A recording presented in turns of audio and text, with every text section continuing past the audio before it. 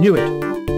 It was only a matter of time before the Druids returned, just as I predicted in my book, Nightmare from the Celtic Past.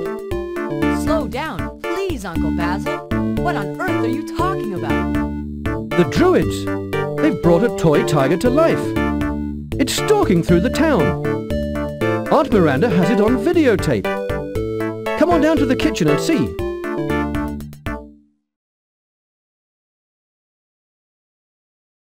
Now what's all this about druids and toy tigers? Oh really, Basil, must you fill their heads with rubbish? Druids? Come now. Miranda dear, I admit it's only a hunch, but how else do you explain it? Toys don't normally steal themselves, you know. The security people at the famous Chumleys toy store brought this video round. They haven't shown it to anybody else. It's quite remarkable.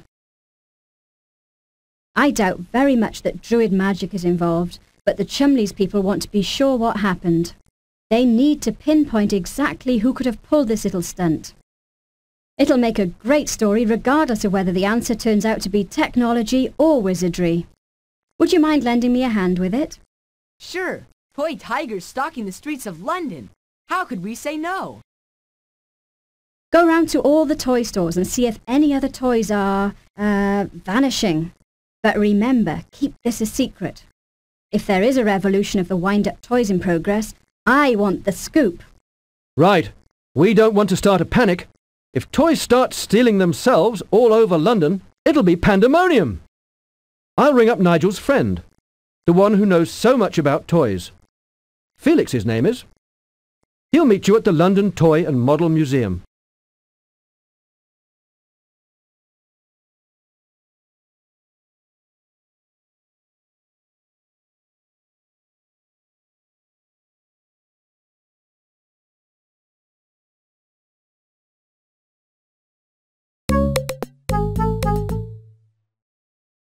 Look at all these cool toys. Some of them are hundreds of years old. The sign says that out back you can even ride on a huge model railroad. And that must be Felix over there, with his friend Aaron as usual. Your Uncle Basil gave us a ring. What's all this about druids and tigers? It's a secret, so don't tell anyone. We saw a little toy tiger apparently come to life. It got up, fell off a shelf, got back up, wandered around. It even climbed a ladder. Cool. Very odd. Right away we ask ourselves, is it a cat ghosty come to life? No way. Not possible. Dead out. It's a robot, says we. Right, Aaron? A radio control job. Very ace. Very, very ace. Work of a bloomin' genius. Like the people at Madame Tusauds, or the robotics lab at Oxford. They're the only people who could do it. They put little motors in. That's how it moves around. Someone far away controls it by radio. There's a little video camera in the head, so they can see where it's going. Lovely. I wish I had one of those tigers. Give my teachers at school quite a scare then, couldn't I?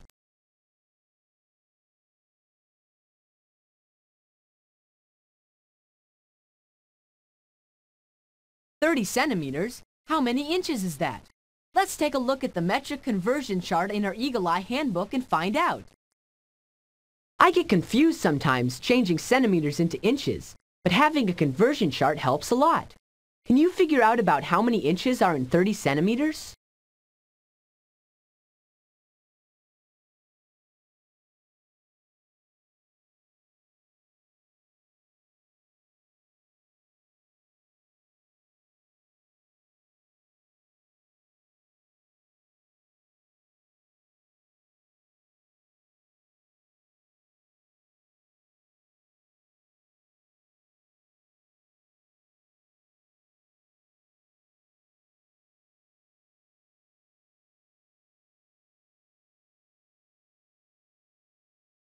That's right. 30 centimeters is about 12 inches. Each of these toys is about a foot long.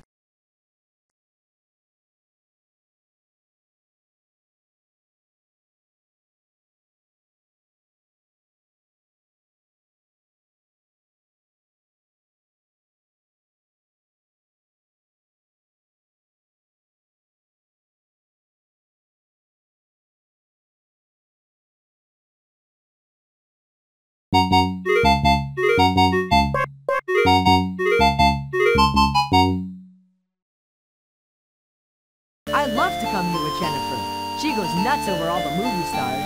But I like the historical exhibits, especially the recreation of the London streets where Jack the Ripper walked. That's a case I'd sure love to solve.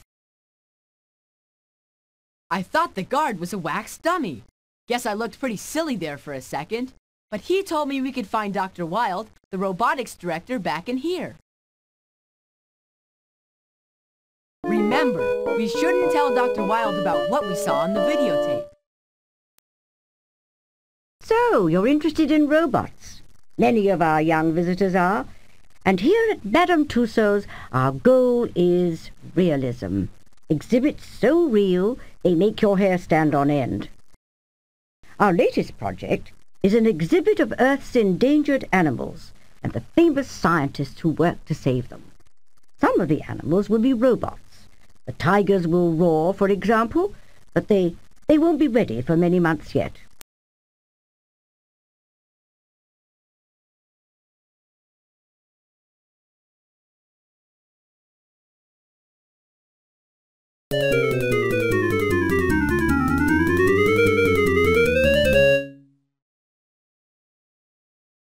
This place is amazing.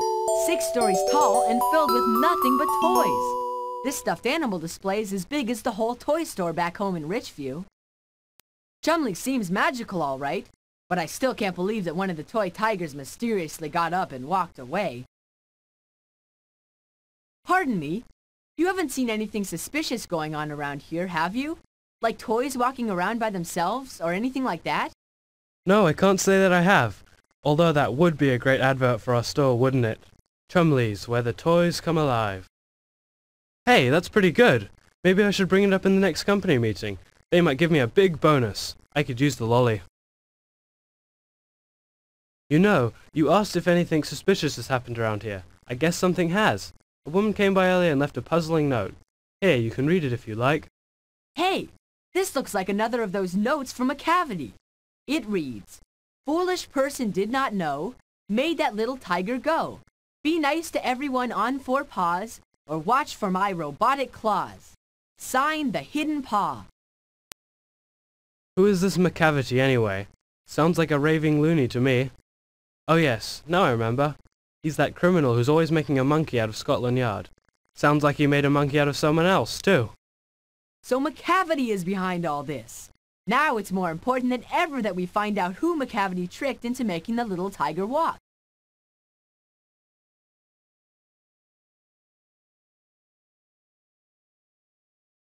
That's Lego, the store cat. He comes in every day to help me sell the toys, then goes home right at quitting time. I guess he likes children, and there are always plenty of them here at Chumleys. Cool. How does he get in and out of the store? Do you open a door for him? No, I placed a toy ladder under a little window in the back. That way Lego can come and go as he pleases. The window's too small for people to get through, so it's all right to leave it open all the time.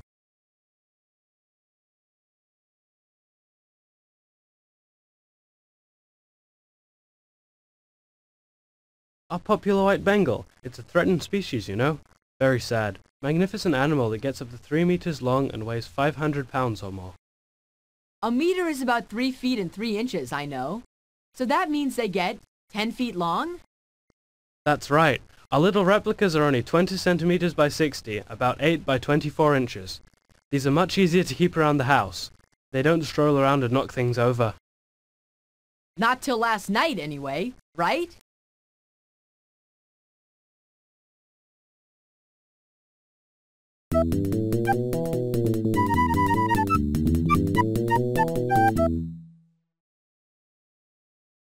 Clump's Contraptions. Look at all these wind-up toys. What an odd fellow Mr. Clump seems to be. Step up, my young friends. Buy yourselves a Commuter Man. Only £5. It travels to work so you don't have to. Quite a bargain. Do you mean Commuter Man, Mr. Clump, or Computer Man? Commuter. From the Latin commuto, to move back and forth. Commuter, one who travels back and forth regularly, such as a worker who goes to the office the same way, day in and day out. They're very cute, Mr. Clump, I'm sure. But I don't go to work just yet. I'm still in school. Are you selling a lot of Computer Mans?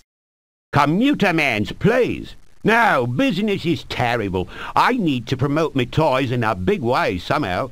Find some way to make sure everyone in the UK has heard of Commuter Man. Now you've got me saying it. Bah!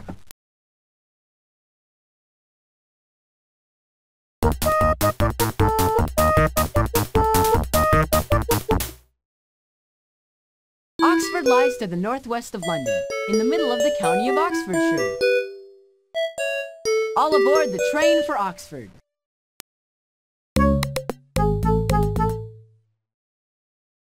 Here we are in the robotics lab of one of the world's most famous universities. Students come from all over the world to attend Oxford University. I'm afraid our Master of Robotics, Dr. Ott, isn't here. He's in London at the Old Vic Theatre, helping build some robots for a new play. I'm Dr. Vivian Harris, his assistant. We've just come from London, from Chumleys Toy Store. Chumleys, I think I've heard the name somewhere, but I'm afraid I'm not at all familiar with that place, and we don't do small robots in any case. Nothing that could fit through a small window. We never mentioned anything about a small window. What an odd thing for her to say. But I can't answer any of your questions, mate. This is my first day on the job helping Dr. Harris, thanks to the new Vivian Harris Scholarship Fund. It's not like it's my money, Griff, that's paying for you to come here. I just persuaded someone to donate it to the university, so they named the fund after me. I think it's important the younger people get to see how real science is done, even before they go to university. And your teachers said you had a real knack for mechanical things, Griff.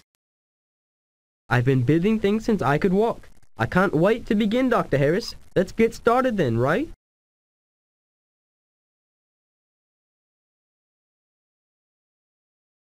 Boy, this looks cool. What are all these robots for? Robots do all sorts of things, Jake. They work in factories, and they handle hazardous materials. Some of them even help us explore the deep oceans and outer space. Our specialty is making robots that can move around. Some of them are controlled by a person far away. The most amazing ones can sense things and decide what to do on their own. We hope some of our designs will eventually help explore the surfaces of other planets. Others will work in nuclear power plants, in places too radioactive for people to work. And some will help handicapped people get around on their own.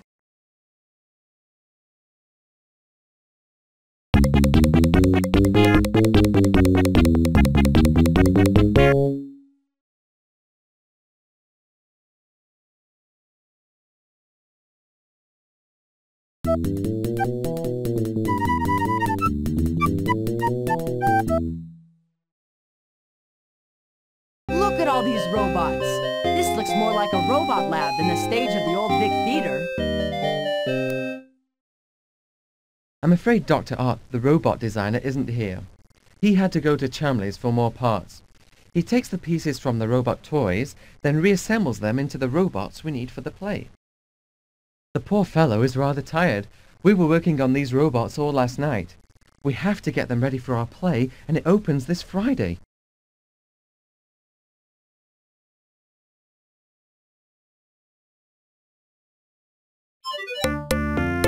We've got this tiger by the tail. Pick the clues that show who built the toy tiger for McCavity's prank.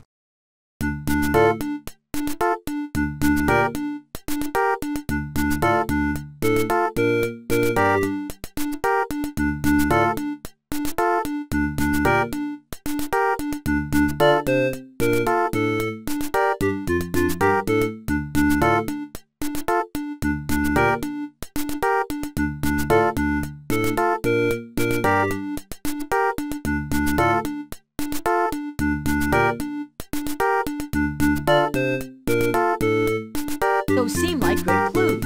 Now, pick up the person you think built the traveling toy.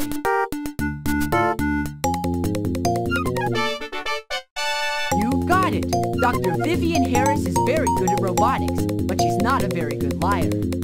When we visited her at Oxford, she told us she never went to Chumley's toy store. But somehow she already knew there was a small window in the back of the store, and that we were interested in robots small enough to fit through it.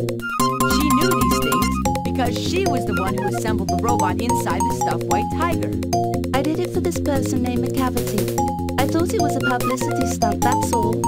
McCavity sent me a letter saying if I built a robot that could find its way out of Chumleys, Oxford would receive a new scholarship fund in my name. The blueprints for the store arrived the next day, with the ladder and the small window marked carefully in pencil. I built the robot and left it in a paper sack in my garden late one night, just as the letter said to do. Next morning the robot was gone, and the headmaster rang up and congratulated me. He said money for a new Harris Scholarship Fund had arrived that morning. Then I began to think, who was McCavity, and why did he want that robot? I got worried. I decided to pretend I didn't know anything about it, but I wasn't clever enough to fool the eagle eyes.